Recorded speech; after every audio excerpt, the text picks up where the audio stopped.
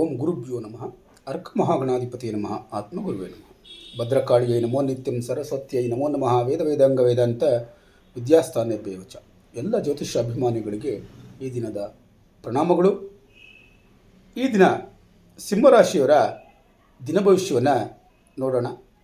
18/6/2026 ಗುರುವಾರ, ಚತುರ್ಥಿ ತಿಥಿ, ಪುಷ್ಯ ನಕ್ಷತ್ರ, ಆಶ್ಲೇಷ ನಕ್ಷತ್ರ, ವ್ಯಾಘಾತ ಯೋಗ ಸಂಯೋಜನೆಗೊಂಡಿರುವಂಥ ಈ ದಿನದಲ್ಲಿ ಚತುರ್ಥಿ ತಿಥಿಯ ವಿಘ್ನ ನಿವಾರಕ ಶಕ್ತಿ, ಪುಷ್ಯ ನಕ್ಷತ್ರದ ಗುರುಕೃಪೆ ಮತ್ತು ಶುಭ ಫಲ, ನಂತರದ ಆಶ್ಲೇಷ ನಕ್ಷತ್ರದ ಆಳವಾದ ಚಿಂತನೆ ಮತ್ತು ಜಾಗರೂಕತೆ, ಜೊತೆಗೆ ವ್ಯಾಘಾತ ಯೋಗದ ಎಚ್ಚರಿಕೆಯ ಪ್ರಭಾವ ನಿಮ್ಮ ಜೀವನದ ವಿವಿಧ ಕ್ಷೇತ್ರಗಳ ಮೇಲೆ ಪರಿಣಾಮವನ್ನು ಬೀರುತ್ತಾ ಇದೆ.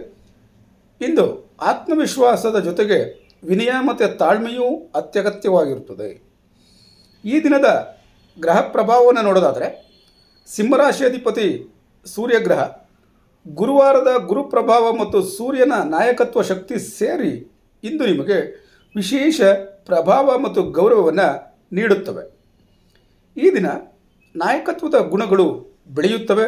ಉದ್ಯೋಗ ಮತ್ತು ಸಾಮಾಜಿಕ ಕ್ಷೇತ್ರದಲ್ಲಿ ಗಮನ ಸೆಳೆಯಬಹುದು. ಜ್ಯೋತಿಷ್ಯ, ಶಿಕ್ಷಣ, ಆಡಳಿತ ಮತ್ತು ಸಾರ್ವಜನಿಕ ಜೀವನದಲ್ಲಿ ಅನುಕೂಲತೆ ಅನ್ನುವಂಥದ್ದು ಉಂಟಾಗ್ತದೆ. ಆದರೆ ವ್ಯಾಘಾತ ಯೋಗದಿಂದ ಕೆಲವು ಯೋಜನೆಗಳಲ್ಲಿ ಅಡೆತಡೆ ಉಂಟಾಗಬಹುದು.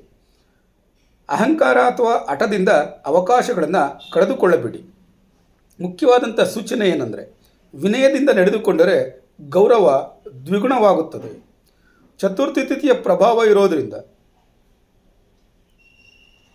ಅಡೆತಡೆಗಳನ್ನು ನಿವಾರಿಸುವ ಶಕ್ತಿ ನೀಡುತ್ತದೆ. ಸಮಸ್ಯೆಗಳಿಗೆ ಪರಿಹಾರ ಕಂಡುಕೊಳ್ಳಲು ಸಹಾಯ ಮಾಡುತ್ತದೆ. ಇಂದು ನಿಂತ ಕೆಲಸಗಳು ಮುನ್ನಡೆಯಬಹುದು. ಹೊಸ ಕಾರ್ಯಗಳಿಗೆ ಉತ್ತಮ ಯೋಜನೆ ರೂಪಿಸಬಹುದು. ಜಾಗ್ರತೆ ವಹಿಸಬೇಕಾದಂಥ ವಿಚಾರ ಏನು ಅಂತಂದರೆ, ಆತುರದಲ್ಲಿ ನಿರ್ಧಾರವನ್ನು ಮಾಡಬಾರದು. ಪುಷ್ಯ ನಕ್ಷತ್ರದ ಪ್ರಭಾವ ಇರೋದರಿಂದ ಗುರುಕೃಪೆ, ಗೌರವ ಮತ್ತು ಮಾನ್ಯತೆ, ಹಿರಿಯರಿಂದ ಸಹಕಾರ ಅನ್ನುವಂಥದ್ದು ಲಭ್ಯವಾಗ್ತದೆ. ಇಂದು ಗುರುಗಳು ಅಥವಾ ಹಿರಿಯರಿಂದ ಮಾರ್ಗದರ್ಶನ ಸಿಗಬಹುದು.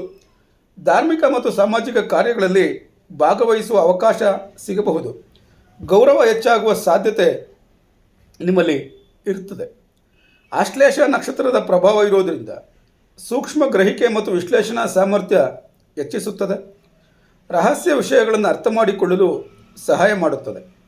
ಇಂದು ಪ್ರಮುಖ ದಾಖಲೆಗಳನ್ನು ಪರಿಶೀಲಿಸಿ ಹಾಗೂ ಹಣದ ವ್ಯವಹಾರಗಳಲ್ಲಿ ಎಚ್ಚರಿಕೆಯನ್ನು ವಹಿಸಿ.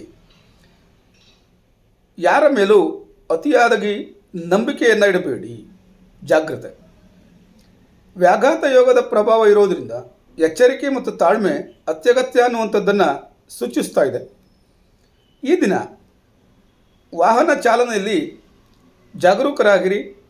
ಅನಗತ್ಯ ವಾದ ವಿವಾದಗಳಿಂದ ದೂರ ಇರಿ. ಕೋಪವನ್ನು ನಿಯಂತ್ರಿಸಿ. ಮೇಲಧಿಕಾರಿಗಳ ಮೆಚ್ಚುಗೆಯನ್ನು ಪಡೆಯಬಹುದು. ನಾಯಕತ್ವದ ಜವಾಬ್ದಾರಿ ಹೆಚ್ಚಾಗಬಹುದು. ನಿಂತ ಕೆಲಸಗಳು ಪೂರ್ಣಗೊಳ್ಳಬಹುದು. ಈ ಮೂರು ವಿಚಾರಗಳು ನಿಮ್ಮ ಉದ್ಯೋಗದಲ್ಲಿ ನಡೆಯುವ ಸಾಧ್ಯತೆಗಳಿರ್ತದೆ. ಆದರೂ ಜಾಗೃತ ವಹಿಸಬೇಕಾದಂಥ ವಿಚಾರ ಏನು? ಸಹೋದ್ಯೋಗಿಗಳ ಅಭಿಪ್ರಾಯವನ್ನು ಯಾವುದೇ ಕಾರಣಕ್ಕೆ ನಿರ್ಲಕ್ಷ್ಯ ಮಾಡಬಾರದು. ಈ ದಿನದ ವಿಶೇಷ ಫಲ ಅಂತಂದರೆ, ಜ್ಯೋತಿಷ್ಯ, ಶಿಕ್ಷಕರು, ಆಧ್ಯಾತ್ಮಿಕ ಮಾರ್ಗದರ್ಶಕರು, ಯೂಟ್ಯೂಬ್ ನಿರೂಪಕರು, ಆಡಳಿತ ಅಧಿಕಾರಿಗಳು ಮತ್ತು ಸಾರ್ವಜನಿಕ ಭಾಷಣಕಾರರಿಗೆ ಇಂದು ಉತ್ತಮವಾದಂಥ ದಿನ. ವ್ಯವಹಾರದ ಫಲವನ್ನು ನೋಡೋದಾದರೆ, ವ್ಯವಹಾರದಲ್ಲಿ ಸ್ಥಿರ ಪ್ರಗತಿಯನ್ನು ಕಾಣ್ತೀರಿ. ಹಳೆಯ ಗ್ರಾಹಕರಿಂದ ಉತ್ತಮ ಪ್ರತಿಕ್ರಿಯೆ ಎನ್ನುವಂಥದ್ದು ಲಭ್ಯವಾಗ್ತದೆ. ಈ ದಿನದ ಅನುಕೂಲಕರ ಕ್ಷೇತ್ರಗಳು ಯಾವುವು ಅಂತಂದರೆ, ಶಿಕ್ಷಣ, ಆಡಳಿತ ಸೇವೆಗಳು, ಆನ್ಲೈನ್ ತರಗತಿಗಳು. ಹಣಕಾಸಿನ ವಿಚಾರವನ್ನು ನೋಡೋದಾದರೆ, ಧನಲಾಭದ ಸೂಚನೆ ಎನ್ನುವಂಥದ್ದು ಲಭ್ಯವಾಗ್ತದೆ. ಗೌರವದ ಜೊತೆಗೆ ಆರ್ಥಿಕ ಲಾಭವೂ ಸಿಗಬಹುದು. ಆದರೆ ದೊಡ್ಡ ವೆಚ್ಚ ಮಾಡುವ ಮೊದಲು 2 ಬಾರಿ ಯೋಚನೆಯನ್ನು ಮಾಡಬೇಕಾಗ್ತದೆ. ಕುಟುಂಬ ಮತ್ತು ಸಂಬಂಧಗಳ ನಡುವೆ ಕುಟುಂಬದಲ್ಲಿ ಸಂತೋಷದ ವಾತಾವರಣ ಲಭ್ಯವಾಗ್ತದೆ. ಹಿರಿಯರ ಆಶೀರ್ವಾದ ದೊರೆಯುತ್ತದೆ. ಆದರೆ ಜಾಗ್ರತೆ ಪಡಬೇಕಾದಂಥ ವಿಚಾರ ಏನು? ನಿಮ್ಮ ಅಭಿಪ್ರಾಯಗಳನ್ನು ಎಲ್ಲರ ಮೇಲೆ ಹೇರಬೇಡಿ.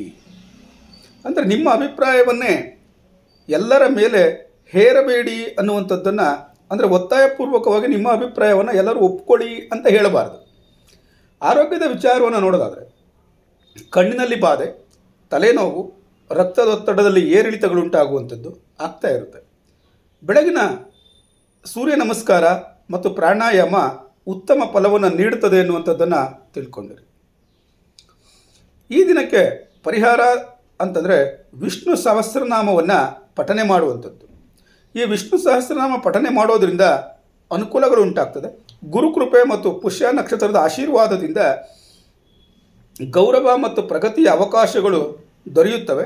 ವ್ಯಾಘಾತ ಯೋಗದ ಕಾರಣ ತಾಳ್ಮೆ ಮತ್ತು ವಿನಯವನ್ನು ಕಾಪಾಡಿಕೊಂಡರೆ ಈ ದಿನವು ಅತ್ಯಂತ ಯಶಸ್ವಿಯಾಗಿರುತ್ತದೆ.